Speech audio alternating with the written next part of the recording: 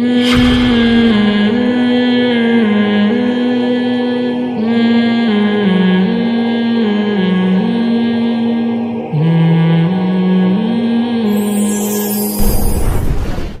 چونکہ مسلمان ہیں، قرآن کو مانتے ہیں، سارے دلائل ایک طرف اور قرآن و سنت ایک طرف، جب اللہ تعالیٰ نے ہمیں بتا دیا کہ نساؤکم حرث لکم، عورت کا بنیادی مقصد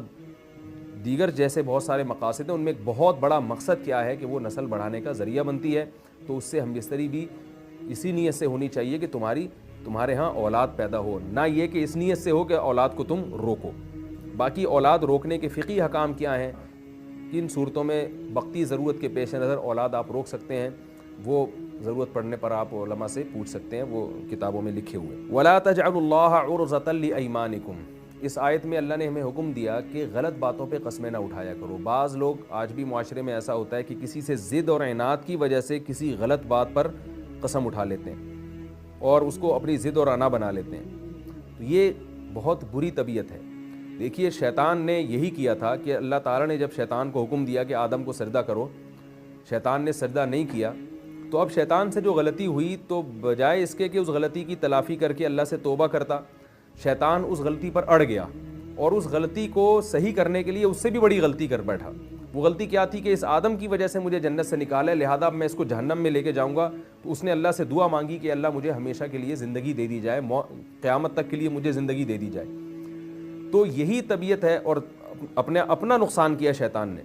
تو یہی طبیعت، شیطانی طبیعت ہمارے ہاں معاشرے میں بعض لوگوں میں ہوتی ہے کہ وہ کسی سے ضد اور ہٹ دھرمی میں آ کر قسمیں اٹھا لیتے ہیں یا عزم کر لیتے ہیں غلط بات پر، تو اللہ فرماتے ہیں کہ ایسا مت کیا کرو۔ اگر کسی شخص نے کسی غلط بات پر قسم اٹھائی یا پکا ارادہ کیا تو اس کو اپنے اس ارادے سے رجوع کر لینا چاہیے۔ حدیث میں آتا ہے رسول اللہ صلی اللہ علیہ وسلم کے پاس ایک صحابی آئے، انہوں نے آپ صلی اللہ علیہ وسلم سے صدقات و خیرات کی کچھ رقم مانگی، تو آپ نے قسم اٹھائی کہ میں تمہیں یہ صدقات و خیرات نہیں دوں گا۔ وہ چلے گئے، کچھ وقت کے بعد آپ صلی اللہ علیہ وسلم نے ان کو بلایا اور اپنی قسم توڑ کر ان کو صدقات و خیرات کی رقم دی، صدقات و خیرات کا مال دیا۔ تو وہ بیچارے ڈرنے لگے کہ بھئی ہماری وجہ سے نبی نے اپنی قسم توڑی ہے۔ تو ایسے موقع پہ آپ صلی اللہ علیہ وسلم نے فرمایا من حلف علی یمین فرآ غیرہا خیرا منہا فلیکفر عن یمینہا، آپ صلی اللہ علیہ وسلم نے فرمایا کہ جس نے کسی بات پر قسم اٹھائی، بعد میں اس کو خیال پیدا ہوا کہ غلط بات پر قسم اٹھائی تھی، تو آپ نے فرمایا وہ قسم توڑ دے اور اس کا کفارہ ادا کرے۔ دیکھیے جب سید الانبیاء صلی اللہ علیہ وسلم نے اپنی قسم توڑ دی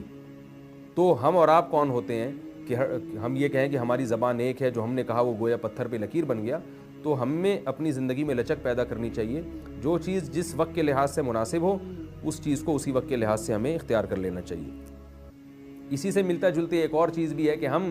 دین کے کسی مخصوص طریقے کو جب اختیار کرتے ہیں کہ بھئی ہمارے بزرگوں سے یہ طریقہ چلا آ رہا ہے اور اس طریقے سے ہم تبلیغ کریں گے، تو ہم اس پہ بھی ایسا ڈٹ جاتے ہیں کہ معاشرے کے لحاظ سے اگر اس میں تبدیلی کی ضرورت ہو تو وہ بھی نہیں کر رہے ہوتے۔ تو اللہ تو فرماتے ہیں کہ قسمیں توڑ سکتے ہو، تو جب قسم نہ کھائی ہو صرف عزم ہی کیا ہو تو اس عزم کو کیوں نہیں توڑا جا سکتا؟ تو زمانے کے لحاظ سے، حالات کے لحاظ سے، حکمت مصلحت کے لحاظ سے اپنے ارادوں کو ہمیں تبدیل کرتے رہنا چاہیے اور ایک ہی بات پہ اڑ نہیں جانا چاہیے۔ اس سے انسان کی زندگی برباد ہوتی ہے، اس سے اللہ بھی ناراض ہوتے ہیں اور انسان کی اپنی زندگی بھی خراب ہو جاتی ہے۔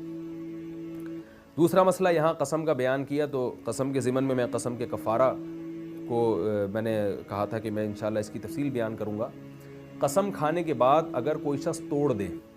یاد رکھے جھوٹی قسم کا کوئی کفارہ نہیں ہے۔ آپ نے ماضی کی کسی چیز پر جھوٹی قسم اٹھائی تو وہ گناہ کبیرہ ہے اور اتنا سخت گناہ ہے کہ آپ صلی اللہ علیہ وسلم نے جب قسم کے جھوٹی قسم کے گناہ کو بیان کیا تو آپ صلی اللہ علیہ وسلم جوش میں آ کے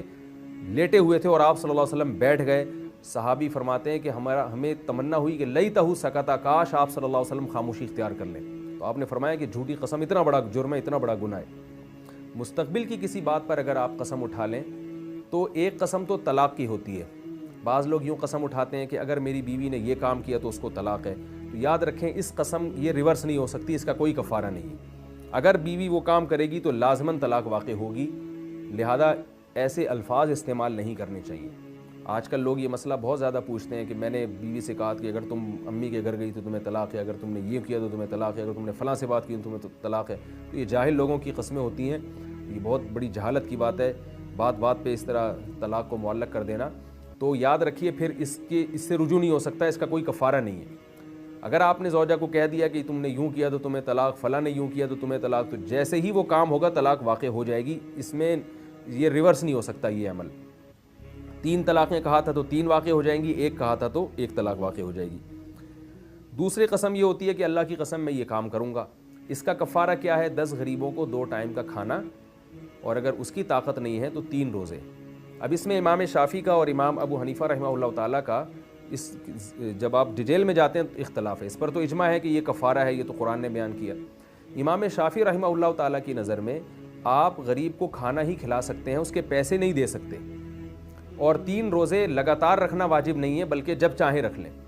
امام ابو حنیفہ رحمہ اللہ تعالیٰ کا جو مذہب ہے اس کے مطابق آپ غریب کو کھانا بھی کھلا سکتے ہیں اور کھانے کے پیسے بھی دے سکتے ہیں، تو ایک کھانا جو ہے وہ اس کے لیے صدقہ فطر کے برابر رقم دینی پڑے گی، جو بعض علماء کے نزدیک 1.25 کلو ہے اور 1.25 کلو گندم ہے، اور بعض علماء کے نزدیک 2.25 کلو گندم۔ اگر احتیاطاً 2.25 کلو گندم دے دیں تو زیادہ بہتر ہے۔ تو 2.25 کلو گندم 10 غریبوں کو دی جائے گی، ہر غریب کے پاس کم سے کم 2.25 کلو گندم آنی چاہیے۔ اگر آپ نے ایک ہی غریب کو 10 غریبوں کا کھانا کھلا دیا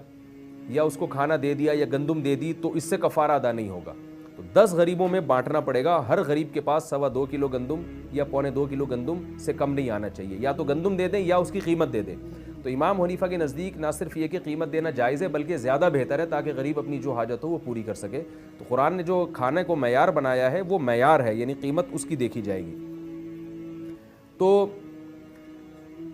اگر آپ نے ایک ہی غریب کو 10 دنوں تک 2.25 کلو گندم دے دی یا کھانا کھلا دیا تو یہ بھی جائز ہے، یعنی ایک غریب کو آپ نے دوپہر کا کھانا آج کھلایا اور رات کو اسی غریب کو کھلا دیا، پھر اگلے دن اسی غریب کو دوپہر کا کھلایا، رات کا کھلایا، اور 10 دن تک، تو یہ بھی 10 غریبوں ہی کو کھانا کھلانے کے مترادف ہوگا، کیونکہ یہ جو غریب آج تھا یہ کل جو ہے حکماً دوسرا غریب سمجھا جائے گا۔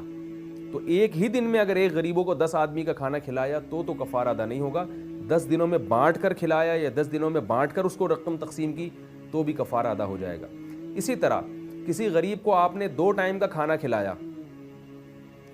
لیکن وہ 2 ٹائم کا کھانا ایک دن میں نہیں تھا، جیسے آپ نے صبح دوپہر کا کھانا اور رات کا کھانا، یہ تو 2 ٹائم کا ہو گیا،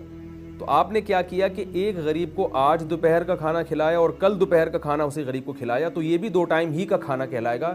فقہائے حنفیہ کے نزدیک، یعنی اس سے بھی کفارہ ادا ہو جائے گا۔ تو ایک ہی دن میں 2 ٹائم کا کھانا کھلانا ضروری نہیں ہے، بلکہ مختلف دنوں میں بھی آپ 2 ٹائم کا کھانا کھلا سکتے ہیں۔ جب 2 ٹائم کا کھانا وہ غریب کھائے گا تو پھر ایک غریب کا فدیہ ادا ہوگا، اور اگر غریب کو کھانا کھلانے کے پیسے نہیں ہیں